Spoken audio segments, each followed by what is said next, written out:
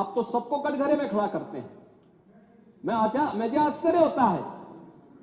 मुझे आश्चर्य होता है कि आखिर आप मानते किसको हैं? आप मानते किसको हैं? मुझे एक बात बताओ कि भारत के संविधान के अनुरूप माननीय उच्चतम न्यायालय, एक तरफ आपने सर्वे के बारे में माननीय उच्चतम न्यायालय की बात का स्वागत किया और माननीय उच्चतम न्यायालय ही एक बात को कहता है, बार बार भारत के माननीय उच्चतम न्यायालय ने समान नागरिक कानून की बात देश के अंदर लागू करने की कही है। और भारत अकेला देश है जिसमें बहुसंख्यक समाज अपने लिए विशेष अधिकार की मांग नहीं करता है, बल्कि एक समान नागरिक कानून की मांग कर रहा है। और अगर एक माननीय न्यायाधीश ने, इलाहाबाद उच्च न्यायालय के एक माननीय न्यायाधीश ने उस समान नागरिक कानून की वकालत की, तो आप उनके खिलाफ महाभियोग का नोटिस राज्यसभा में दे दिए।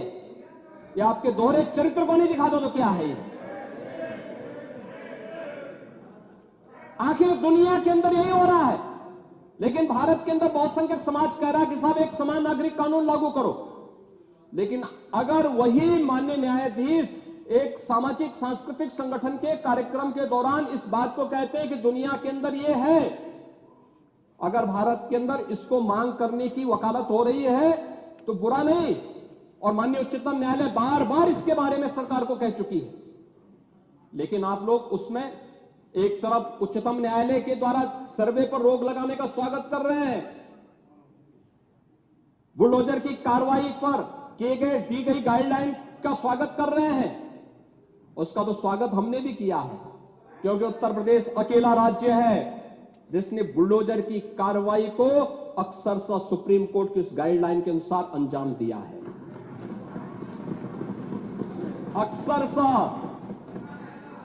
और इसीलिए मैं कह रहा हूं कि यही स्थिति है कि माननीय न्यायाधीश इलाहाबाद उच्च न्यायालय ने अगर वक्तव्य दिया समान नागरिक कानून के बारे में, तो समाजवादी पार्टी, कांग्रेस, इन सब के लोगों ने राज्यसभा में उनके खिलाफ एक महाअभियोग की नोटिस ही दे करके आप सच को मुंह जबरदस्ती बंद करना चाहते हैं।